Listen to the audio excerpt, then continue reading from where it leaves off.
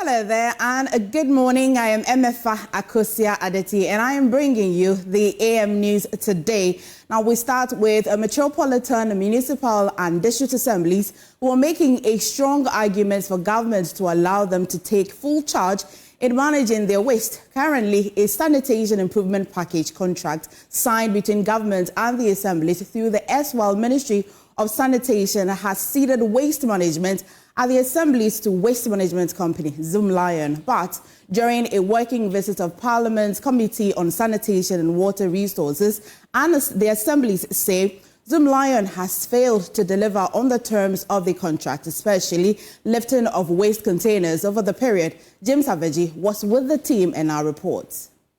Parliament Committee on Sanitation and Water Resources has begun a 3-day fact-finding mission to the MMDAC in the Greater Accra region to understand why the assemblies are not able to manage waste in the capital. It emerged during separate presentations by the assemblies that an ongoing sanitation improvement package contract signed between government and assemblies through the dissolved Ministry of Sanitation has ceded a chunk of the work to waste management company Zoomlion without their input. Here's Metropolitan Coordinating Director of AMA, Douglas Anofo. At that meeting, it became obvious that they should have met us before the signing would have been done. But I only had the option of just signing because after I was told I'm just a witness. And so whether I sign or not, the agreement is being signed. So that's what unfortunately happens. Similar frustration was echoed by managers at the Koleklote Assembly and Ayawasu North, who raised concerns over Zoomlion's failure to fully execute the terms of the agreement. For instance, only 3 out of the 15 designated collection sites under the AMA are clean, with refuse containers emptied. The rest 12, according to the Assembly's checks, as of Sunday, April 13, 2025, are in a mess, when a number of them do not have any container on site. Metro Public Health Director of AMA, Florence Kuchi, says the contract must be decentralized. If you are not a department in the assembly level, you are a unit under the central administration. And when there is budget, the budget goes to the central administration. And when you go to the central administration, priority is given to projects that they want to carry out. So always what I say is, central government should put more priority on the environmental health officers. Give the environmental health officers resources. Give them the needed logistics that they need. And just give them some few short period and see whether we will see whatever we are seeing within the communities. The neglect of the environmental health officers is what we are seeing in the communities. And that is impacting with the diseases outbreaks that we are having. Director of Waste Management at the Accra Metropolitan Assembly, Engineer Solomon Noy, also revealed that all assemblies are compelled to send their waste to the eastern region because all landfill sites in the Greater Accra region are full and a possible disease outbreak cannot be ruled out. If we collect the waste from Accra, one point, we think we are sending it far away. But it is not far because it is not an engineered landfill site. There is no leachate control. So for instance, if it rains, the leachate from that dam site finds its way into depressions and rivers and they come back to us in the city. Here's Chairman of the committee, John Oti Bless's position on the Assembly's concerns. I believe every contract has clauses and there are implications in suspending or cancelling government contract. So the only thing is that we'll hammer in the points, draw government's attention, meet the service provider. As a committee, we're going to invite the service provider. We'll meet with him and caution and make it clear to him that he should put his feet down and begin to change his ways. So we believe that things will change from now on. Once we are on the ground with you guys, we'll make a lot of impact. The committee's tour continues on Tuesday. James Aveji's report for JoyNews. And away from sanitation, the Minister for Energy and Green Transition, John Jinapor, has disclosed that 50% of the total power losses recorded by the Northern Electricity Distribution Company, what you know as NEDCO, is from the northern sector, with 70% of that figure concentrated in Tamale alone. Now, he attributed the bulk of the loss to the power theft, something he said was a huge challenge facing NEDCO. The minister said this when he paid a working visit to the area. NEDCO in recent times has raised concerns over illegal connection, especially during peak hours. The company says most of its losses can be attributed to power theft. Speaking to the media after meeting with stakeholders and inspecting some projects under construction, the Minister for Energy and Green Transition, John Jinapor, said the illegal connection in the Tamale area was way above the norm. The Energy Minister called on the people to cooperate during the revenue mobilization. One of the major problems we are facing in the NEDCO area has to do with the northern sector. Indeed, when you look at the losses within the northern sector, over 50% of the losses alone is attributable. Within the NEDCO area, over 50% is attributable to the northern sector. And within the northern sector, over 70% comes from Tamale. So it means that we're having huge losses in what you call the ATCC losses. We've met the regional minister. We've also met all the stakeholders to let them understand that without revenue, it will be very difficult to complete projects such as this. This project is being undertaken on the back of the balance sheet of NEDCO. And so if they don't get the revenues, they will surely not be able to supply the power. Illegal connection in Tamale is way, way, way above the norm. And so because you have a transformer, literally speaking, that should serve 10 people, because of illegal connections, it's serving 14 people, which leads to system overload, it leads to tripping, it leads to unreliable supply of power. So it's in the interest of the people of Tamale, especially the law-abiding ones, to support us to stop these illegal activities. Mr. John Jinapor also paid a courtesy call on the Northern Regional Minister.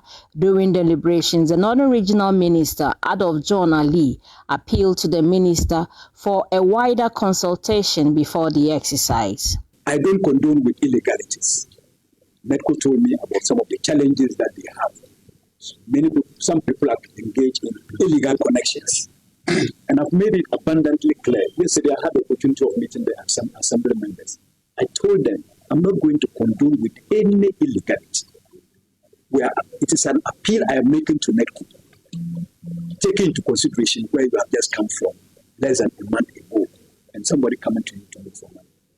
They shouldn't take it as if it's a year that I'm asking for permission from them.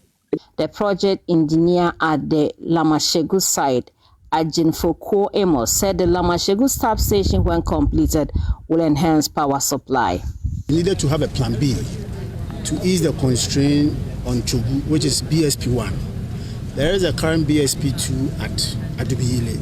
So we are picking the power from there and then bring it to Lamashegu to enhance the power, or in other words, create a place where we can reliably get a power supply. And that's gave birth to this project called the Lamashegu project. So as we speak, from where we came from, Adubile, we are picking a 34.5 kV power and transfer it from there to Lamashegu through a tower line. So we have about 72 towers, a span of about 12 kilometers to Lamashegu. Now, still on power theft, the Northern Electricity Distribution Company has uncovered a more sophisticated illegal connection done by the Da Dingbe Suites, a hotel in Tamale. Now, the hotel with over 20 rooms, all with air conditioning, had been under the radar of NEDCO after they noticed a bizarre trend of power consumption. The authorities said that at one point, the hotel was consuming just 1 cedi power, which was strange considering the quantum of power that the transformer was drawing to the hotel, confirming their suspicion. Authorities of NEDCO have described the power theft at the Dadingbe suite as a more complex form of power theft it has uncovered. 50% of NEDCO's losses is in the northern sector, and 70% of that loss is found in the Tamale metropolis. NEDCO continues to raise concerns over illegal connections in the area. Speaking to the media, the corporate communications manager of NEDCO, Maxwell Kutuka, said the hotel had buried the cables tapping the power from the transformer, but also designed a complex switchover where they are able to steal power on without being noticed. An alternate connection to your generator. You switch over to the genset when you are sourcing power from the genset, and then you switch back to the grid when you are on the grid. In this case, it is on the grid when they have mercy on us, and then when they decide to do their own thing, presumably during the peak hours, then they switch to their own sub-generation, which is a sub-distribution, which is illegal. And it is very important to acknowledge that as they do all this, we observed over time that they were not buying power. There were instances where within a whole week, whatever they bought was some pittance, 500 cedis or less. Meanwhile, we are aware of the quantum of power that gets to the place. And so our technical team and commercial teams had been observing over time and detected that there were even instances where this huge building was consuming 1 cedi of power. We have been monitoring for a while. It's been over weeks, but we just needed to be sure what exactly was happening, because it was beating everybody's imagination how a structure like this with this number of air conditioners could be consuming, in some cases, 1 cedi a night. Mr. Kutuka said the matter had been reported to the police for the law to take its course. He said the hotel was also stealing power for its construction works on an adjoining facility. The other side of the building, there's some significant construction work going on. It will entail the cutting of concrete and breaking of walls to be able to insert their pipes and to fix their cables. Naturally, that is not done with manpower. The police will carry the matter through from there. Investigations will continue, and we will walk along with you throughout. It is our expectation that the law will be followed to the letter. The government is set to make payments to compensate landowners of 20,000-acre site earmarked for the $12 billion Petroleum Hub project in the Jomoron municipality of the Western region. The project, which began under the Akufo-Addo administration, is expected to transform Ghana's energy sector and create over 700 jobs. There's more in the following report. President John Dramani Mahama has reaffirmed his commitment to advancing the Petroleum Hub project in the Western region. Originally initiated by the previous government, the initiative is expected to play a key role in Ghana's industrial and economic development. As part of efforts to update traditional authorities on progress, the Chief Executive Officer of the Hub, Dr. Tony Obin, led a delegation to the Western Nzima Traditional Council. The compensation has always been the challenge of the hub. Thankfully, the new leadership is working assiduously to ensure that some beginning is seen in the payment of compensation. I cannot put my finger on time, but I know that we are far advanced in trying to get some resources to do that. The project's first phase will include a 300,000 barrel per day refinery and a 90,000 petrochemical plants, large-scale storage infrastructure, and a modern jetty and port facilities. Dr. Obin emphasized the massive job creation, potential, and economic impacts of the projects. We really appreciate the overwhelming support we received from Wulaya Noije and the chiefs.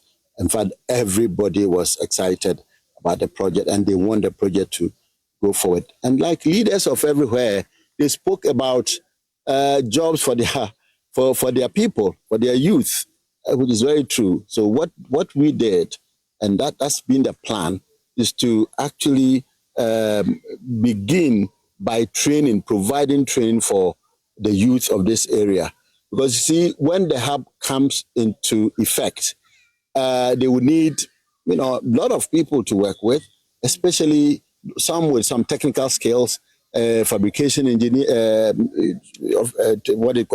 fabrication technicians, instrumentation technicians, and other people, building, civil engineers and all that. So, but we have to prepare ourselves. If something is coming to your house and you don't prepare, you realize that when it comes to your house, you will not have a role to play. Traditional leaders of the Western Nzima Traditional Council have pledged their full support to the project, indicating their readiness to cooperate with governments. I did be Dr. Nini pray for being here or Western Nzima. You are ever ready, say the best support. I'm a the end, and I'm going to say, she say, I say, I bind only a tenacity, no, Nasan, share a marshal, no more bind the assassin, while General Mrapan so. Go for assassination. Say Elson, say Elson, means I bind General take. We are giving you our 100% support. My Jumano, Emrasho. With compensations, plans underway and construction phases outlined, the Petroleum Hub project is one step closer to becoming a reality. Reporting for JoyNews in Athalia, Kwanza, Western Region. Now, the chairman of the Upper West Parliamentary Caucus and a vice chair of Parliament's Health Committee, Dr. Sebastian Sandare, says plans are underway to establish a School of Medical Sciences at the Simon Diadon Dambo University of Business and Integrated Development, that is. He also hinted at upgrading the Upper West Regional Hospital into a teaching hospital. Dr. Sandari made the remarks during a working visit by the regional caucus to the university, stressing that the initiative will expand access to medical education. Reporting from Wa, JoyNews is Rafiq Salam.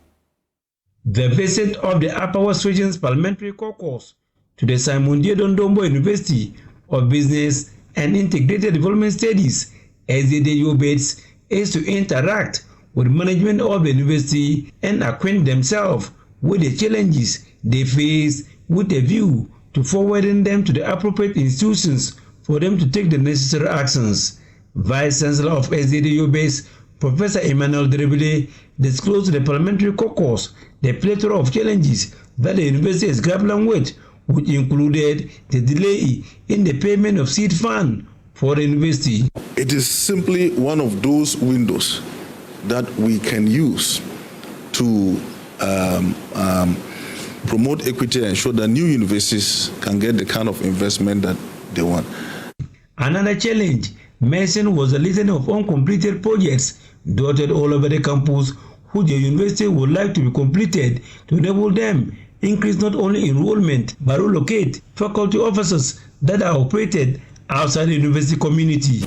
You drove in, you'd have seen a number of these projects.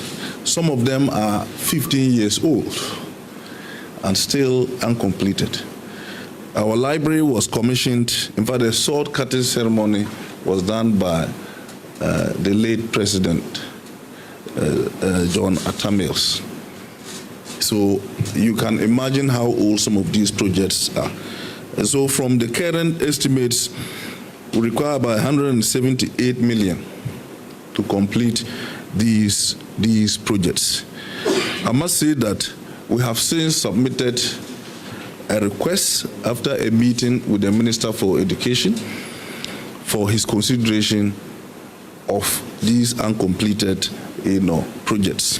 Chairman of the Upper West Region's Parliamentary Caucus, Dr. Sebastian Sandare, pledged to forward the challenges to the appropriate authorities for them to be tackled head-on. Dr. Sebastian Sandare, who is the Vice Chairman of the Parliamentary Select Committee on Health, was happy about plans to establish School of Medical Sciences at the university, which he said is a priority of the people and the government. And we want everybody to know that it is a priority for this university. It is a priority for the people of the Upper West region to have a medical school. When we went to the regional hospital, it was expressed because that's a regional hospital at the level of a teaching hospital. And I knew I was part when we were considering the budget for the health sector. Business update, and Mr. Akako is definitely on standby to bring you some business updates. Mr. Akako.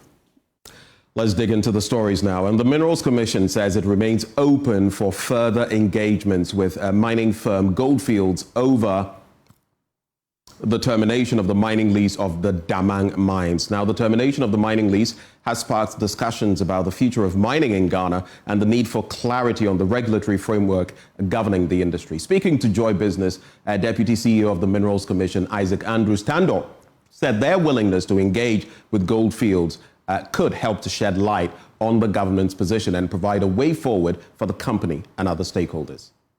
When we met with the minister together with Goldfields, he gave them the opportunity to say, if you have any better proposition, go and sit down with Minerals Commission for them to agree that, yes, this is good for Ghana. And then we can engage further. Nothing has been brought forward. So as far as I'm concerned, their lease is gone. They did not declare any reserve.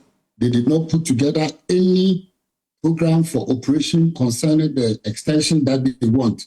So this cannot be granted just like that. It cannot be business as usual going forward. Ghana deserves better. So you can confirm to us that as it stands now, they've not engaged you on that? As far as I'm concerned, no. Do I get the impression that the door is shut on this issue about Goldfields getting the Damang mines back? I mean, we are a national government. We are still talking. But as I said, any decision taken on this will be in the interest of Ghana, not anybody else. We deserve better. Let's head now to Accra Newtown, where some printing businesses are reeling under the weight of rising electricity tariffs and erratic power supply, with industry leaders calling on the government to urgently address what they describe as a growing crisis threatening their operations. They have been speaking to Joy Business. Sometimes it goes off, you call them, gradually they come and fix it, it keeps going off. And that one alone scares customer away because you can't meet timing. Then after that one too, the little you have that you've collected to do, you buy more tariff, you work and that's it. You don't have anything left. The situation here, if government can work on the tariff for us, it will be very good to us. Already we are facing challenge in production.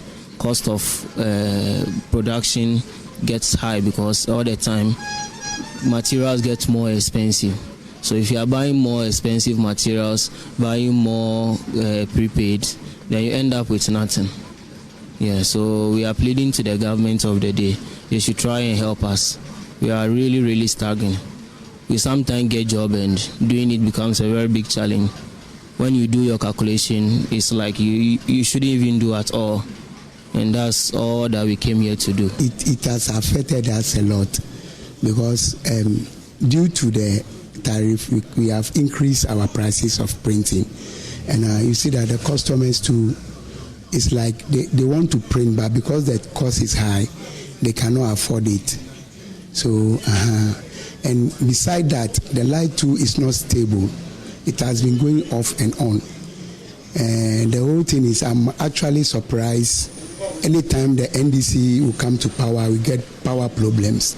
So I would like to use this opportunity to tell the government to do something about the power, because the way we are getting off and on and the tariffs is going on too is affecting us a lot.